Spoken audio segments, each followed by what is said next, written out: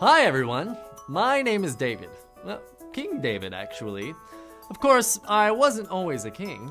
In fact, I was about as far from being a king as you can get. Just a simple shepherd boy, actually. It's been a pretty amazing journey. I've had some of the greatest experiences ever, and I've learned incredible things about God along the way. Now, that palace wasn't always there, and I didn't always wear this crown. Bet you're wondering about how I got here. Well, as long as I'm here, I might as well tell you the story about how God picked me to be the king and what I learned about him when he did. In order to explain it though, I've got to go back a few years to bring you up to speed. Now it all started What are you guys doing in here? Cut. Are you guys making a movie? Actually, yes. Wait, who are you? Oh, I'm Sam. What's your name? I'm Kyle. I'm the director. Oh, hi, Can I Kyle. help you with something, Sam? We're kind of in the middle of this. What kind of movie are you making? We're making a movie about how God was victorious in David's life. David from the Bible. Yes. We're telling a story for kids in church. I've always wanted to see how movies are made. Can I stay and watch? Come on. I guess so. Yes. But you've got to be quiet and let us work. Won't say a peep. All right? And please don't touch anything. Okay. All right. Let's try this again. True story 2.9, God was victorious. Take 2. Action. As I was saying, we've got to go back to understand how I came to be king. I suppose it all started when God brought his people into the promised land and won all their battles for them. After that time, the Israelites moved into their land and lived under the leadership of God's judges. But after a few hundred years, the Israelites wanted a king. Well, God told Samuel to warn the people about how a king would treat them and to let them know that they were rejecting God as their king. But they really wanted one anyways. So he gave them what they wanted. Ooh, they're talking about Saul. Sam, shh. Keep going. Okay. Well, this is Saul. This was the first king that God gave his people. But Saul didn't always listen to God, and after a while, God rejected him as the king. So, God told his priest, Samuel, that he was going to have him anoint a new king. Oh wait, that's my name. Cut. Sam, can't keep interrupting. I know, but my name is Samuel. I mean, I go by Sam for short, but that's my name. That's great, Sam. Can we get rolling? Yeah, but I have one question. Can I ask one question? Sure, go ahead. Okay, now that I think about it, I have multiple questions. Can I ask multiple questions? Yeah. Okay, first one is this. What does anoint mean? To anoint means to cover with oil. Back in Bible times, they would anoint a new king with oil in a ceremony when the king was ready to take office. Wow, you're really smart. Are you the real David? No, my name's Chad. I'm an actor. Oh, good, that's what I thought. Because I was thinking David lived thousands of years ago, and for you to be David right now would be crazy. Oh, that's great. I have one more question. Okay. So he mentioned Saul and then pointed to the screen behind him, but there was nothing there. I mean, what does that mean? That's a chroma key or a green screen. Oh. Basically, we shoot the actors in front of it, and then later, behind it, we can put anything we want. People, scenes, whatever. Anything? Anything. Anything at all. Yeah. So could you put him in outer space? Sure. Right now. No. Please? No. Pretty please. No. I'll buy you ice cream.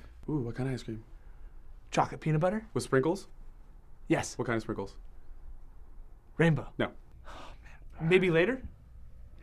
Maybe. Yes, got a maybe. All right, Sam, Yes. can we get back to the story? Absolutely. I mean, I don't want to interrupt at all. So Fantastic. I'm a fly on the wall in the back. Don't worry. All right. Let's take it where God was telling Samuel to anoint the new king. True story 2.9, God was victorious. Take 3. And action. Anyway, so God told Samuel to go to Bethlehem to find a young man who would be anointed as king. So Samuel went and found the man God had told him to find. This man, Jesse, had 8 sons. One of them would be king. Guess which one it was? It was you. Shh.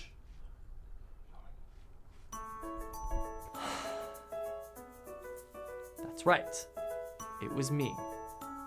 But I was only a teenager at the time, probably not much older than some of you. In the book of 1 Samuel in the Bible, it says that Samuel took the horn of oil and anointed me in the presence of my brothers, and from that day on, the Spirit of the Lord came on me in power. And it's true. That's exactly what happened. After God's Spirit came upon me, I was a different person. I knew that God was with me, and I was growing in wisdom and courage. And let me tell you, that got put to the test pretty quickly. Here's what happened. There was another nation called the Philistines who were warring against the Israelites. Oh, this is the epic part. Do you just want to tell the story?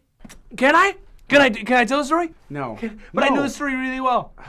No, because there's this guy named Goliath. He's like 9 feet tall, and he has this armor that weighs over 125 pounds. That's double the amount of some of these kids that are watching this film right now. Yeah, that's all true. But we have this actor. I know. And then David goes down to visit his brothers who are in the army. And as he gets there, he watches Goliath challenge the Israelites to a fight. And then he sees God's people run away in fear. That's great. Oh. Can we get back to it? Huh? Oh. I'm sorry. Wait, what is this? Who are you? I'm the boom operator. Boom. Explosions are in this thing? Awesome! No explosions. Why not? That's called a boom mic, and I'm the one who holds it. Boom mic. Oh. But no explosions. No. But could we put an explosion in like this big? No. Maybe that big. Not even that small. Like that small?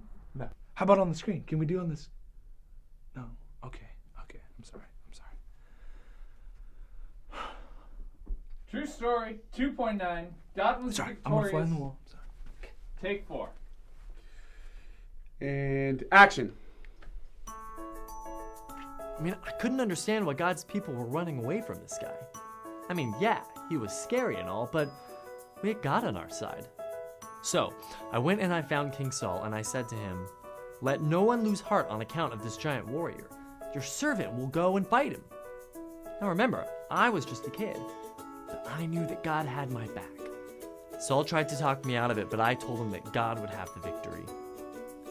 Oh, see that? That's me trying to put on Saul's armor. He wanted me to wear it for protection, but it was so big and I was so small, I looked ridiculous. So I got rid of the armor, I picked up my sling, I grabbed 5 smooth stones out of the stream, and I went to find Goliath. Oh, even though I totally know this part, I'm totally nervous. Seriously? Just keep going. We'll edit around it. All right. Where was I? Oh yeah. So there I was, this little kid, standing before this huge giant. And I'll never forget what he said to me. He said, "Am I a dog that you come at me with sticks?" He was making fun of me. I was kind of scared, but I also trusted that God would be victorious. So here's what I said back to him. I said, "You come against me with sword and spear and javelin, but I come against you in the name of the Lord Almighty, the God of the armies of Israel, who you have defied. This day the Lord will hand you over to me, and the whole world will know that there is a God in Israel, and that it's not by sword or spear that the Lord saves, for the battle is the Lord's." Woohoo! Yeah! Yeah! And then it happened. Goliath started coming for me with his giant self and his giant javelin that probably weighed almost as much as I did. Picture it, this little kid and this huge giant. But I reached into my pouch and I pulled out a stone. I stuck it in my sling and I started swinging it around. And the next thing I knew, that tiny stone was flying through the air. And boom! Boom! The stone hit Goliath right smack dab in the middle of the forehead. Everyone was dead quiet as we waited to see what would happen next. It was probably only a second or two, but it seemed like a minute before Goliath fell down to the ground, dead. Yeah! God is victorious! Cut. What? It's true. God is victorious. Yeah, we know that. God was victorious. That's the whole point. No, you don't get it. It's not just God was victorious in this one instance. I mean, yeah, David, the Israelites, even us can see that he was victorious in that one instance. But it's a reminder to us that God is victorious. It's not just who he was, it is who he still is. He's right. We've been calling this video God Was Victorious as though God was victorious for just David and the Israelites. But if you look all throughout the big God story, you can see that God is always victorious. He always wins in the end. Not just in the Bible either. God wants to be victorious in our lives too. David totally got this. And he always gave God the glory for it. Sam, you're absolutely right. We got to change the title of this thing. God is victorious. Yes. All right, let's wrap this up. This would be great. True story 2.9. God is victorious. Take 5. So, that's it. God showed us all that he is victorious. He delivered us from the Philistines, who, by the way, took off as soon as they knew Goliath was dead. And in the end, he would use the situation to set me up to take over as king of Israel. But we'll have to save that part of the story for the next time. In the meantime, remember, God is victorious.